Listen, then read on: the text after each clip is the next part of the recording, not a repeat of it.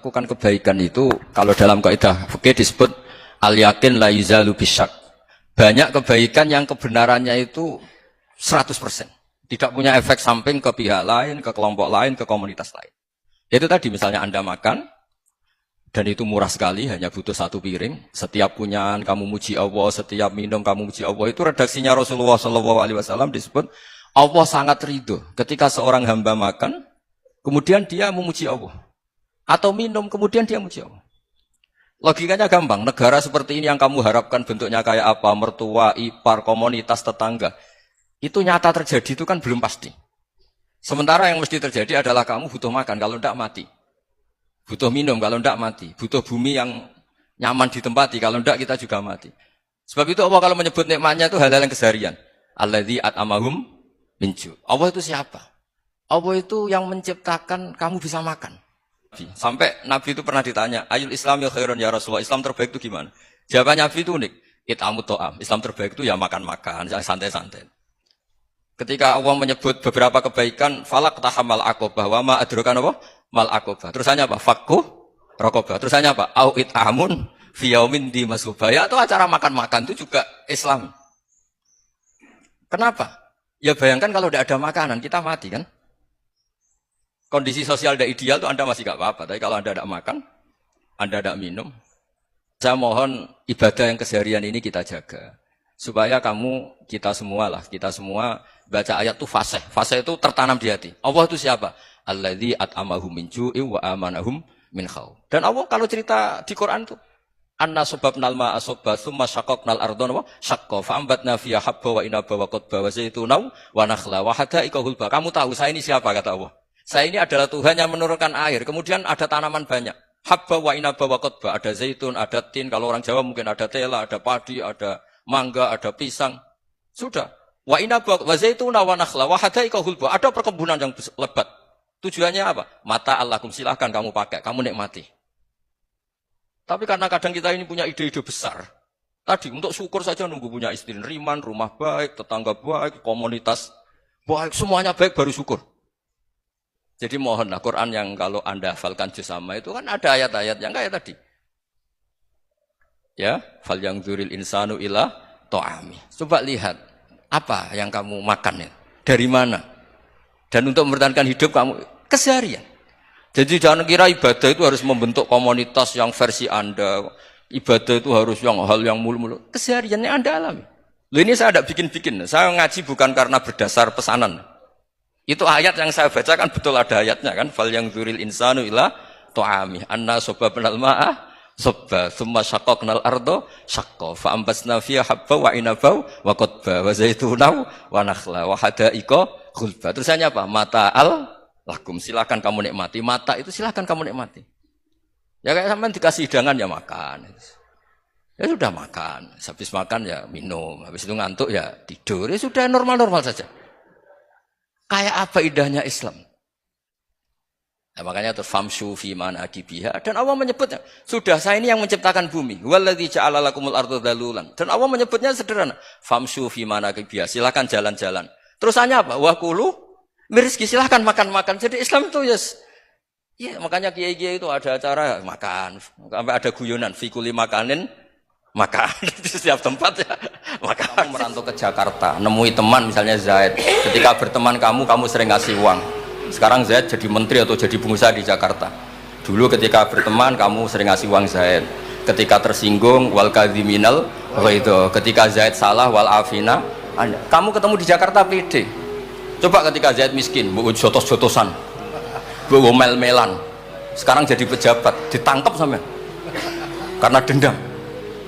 Makanya Ibnu Khaldun ngendikan, hadatin agama ini itu diatur secara sosial. Hatta Rasulullah SAW man uyyida bil kauni kullih lausa'ah. Orang yang bisa menggunakan sarana mukjizat apapun di dunia ini, itu saja diatur oleh Allah. Fabima rahmatin minallahi lintalahum walau kunta fatun ghalidhal qalbi lan faddu min hawli. Misalnya, ini contoh Mas Aziz. Misalnya Mas Aziz keramat iso terbang yang Mekah. Ketemu kalau didoni disadui, tetap tak pisoi Mas Aziz terbang di Mekah. Artinya apa? Nabi dengan segala mukjizatnya kok faddun ghalidhal qalbi tetap lan faddu min haulik. Artinya mukjizatnya Nabi sebanyak apapun, ketika secara sosial beliau salah, andekan ya tentu andekan karena nggak mungkin terjadi, tetap lan faddu min haulik. Makanya terus Ibnu Khaldun mengatakan hadatin sesuai fitrah salimah, bahwa peradaban manusia dibangun dengan akhlak. Nah, kalau sudah ngaji seperti ini dawuh Imam Waqidi, ketok mukjizate dawuh wa innaka la'ala khuluqin 'azim.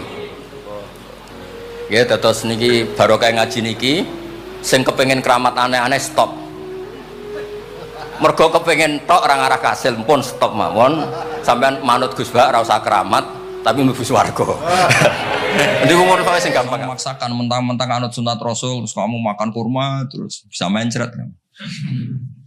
Terus mentang-mentang sunat Rasul, saya tidak pernah sedekah karena sekarang nggak ada dinar. Nabi kan sedekahnya pakai dinar, medit ya alasan. Kalau mau kikir saja, tidak usah punya. Masuk hubungan dengan istri, Allah tuh bayangkan hubungan dengan istri itu tidak baik-baik saja, itu niknya Quran. Wa ashiruhunna bil ma'ruf. Itu urusannya orang fa'in ahbabtumuhunna, fa'in karihtumuhunna. Karena Allah itu saking pinternya, namanya kumpul itu mesti ada masalah. Makanya bayang kalau ada masalah. Dan kamu sudah nggak suka, boyo mikir hal yang kadang kamu nggak suka itu hikmahnya besar. Jadi Quran tuh membangun peradaban dengan segala asumsi. Asumsinya adalah yang tidak kita inginkan. Fa'in kari tumuhun. Makanya kita dilatih senam otak. Wa asa antuhibu syai'an padahal wa syarrul lakum. Waliannya juga wa asa antakrahu syai'an wa khairul lakum. Kita tidak pernah tahu. Dan itu akhirnya itu yang menyelamatkan kita. Coba yang menyelamatkan kamu apa? Berpikir positif kan? Dan itu aturannya Quran. Cara madzhab Abdul Hasan Asadili itu gini Pak Rektor. Jadi istighfar itu baik. Tapi ba'da kamalit tauhid, setelah tauhidnya itu benar. Alasan beliau masuk akal. Ketika ada ayat fa'alam annahu la ilaha illallah wastaghfir li dzambik. Bihadil kalimah. Jadi orang boleh istighfar itu setelah tauhidnya benar. Alasannya Abdul Hasan Asadili begini. Qul lil ladzina kafaru iyantahu yughfar lahum ma qad salaf. Katakan kepada mereka yang kafir, sekali mereka tidak kafir, maka otomatis dosanya masa lalu diampuni. Pertanyaannya, yang bisa menghentikan kekafiran itu kalimat apa? La ilaha illallah. Dengan hanya melafadzkan la ilaha illallah Muhammadur Rasulullah, langsung yufar lahum ma qad salaf, langsung dosanya diampuni. Berarti yang menjadi pengampun dosa lah, penyebab pengampunan itu apa? La ilaha illallah. Itu bahkan orang kafir belum istighfar. Di ayat itu kan Allah enggak mensyaratkan setelah la ilaha illallah istighfar baru diampuni, enggak. Asal la ilaha illallah langsung yufar lahum ma qad salaf. Saya ulang lagi ya, jelas ya. Jadi qul lil ladzina kafaru iyantahu yufar lahum ma qad. Nah, sekarang iyantahu, mereka berhenti dari kafirnya. Syaratnya pakai apa? La ilaha illallah Muhammadur, itu langsung yufar lahum ma qad. Artinya apa? Ghufranullah itu bisa didapat hanya dengan mujarradut tauhid. Yaitu hanya dengan melafadzkan kalimat thayyibah. Dan sahnya istighfar juga berdasar kalimat thayyibah itu. Misalnya gini, orang kafir sebelum Islam melafadzkan astaghfirullah, astaghfirullah, astaghfirullah, kira-kira diterima enggak? Enggak kan? Karena syaratnya istighfar ba'dat tauhid. Nah, makanya dalam madzhab Sadili istighfar itu setelah la ilaha illallah. Karena cara pandang ya seperti itu. Jadi fa'alam annahu la ilaha illallah wastaghfir li dzambik. Jadi dengan kebenaran tauhid saja ini sudah cukup kita insya Allah layak diampuni. Karena innallaha la yaghfiru ayyusyraka bihi wa yaghfiru ma duna dzalika liman yasha. Jadi orang yang tauhidnya benar itu bisa diampuni Allah asal tauhidnya benar. Itu Allah ngendikan liman yasha wa yaghfiru ma duna dzalika liman yasha. Dawuh Imam Suyuti walam yakun liman yastaghfir. Jadi orang yang bertauhid secara benar meskipun gak sempat istighfar itu tetap potensi diampuni. Karena bawaan tauhid itu sudah menjadi layak diampuni. Kayak orang kafir sekali ngelafadzkan kalimat tauhid, mbok gak istighfar langsung diampuni.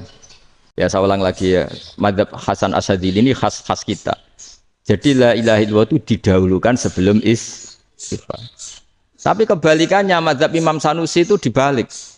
La ilaha illallah itu kalimat yang sakral. Karena yang sakral dibutuhkan muqaddimah. Yaitu yang melafadzkan harus yang sudah bersih, yang sudah steril baru melafadzkan la ilaha illallah. Maka dalam madzhab Sanusiyah istighfar dulu baru la ilaha illallah.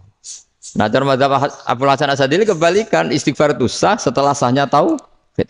Kamu ikut mana tuh? Asyadzili apa Sanusiyah? Alhamdulillah sama-sama tidak paham ya sudah. Akhirnya sudah, iya sih nggak kemana-mana kan.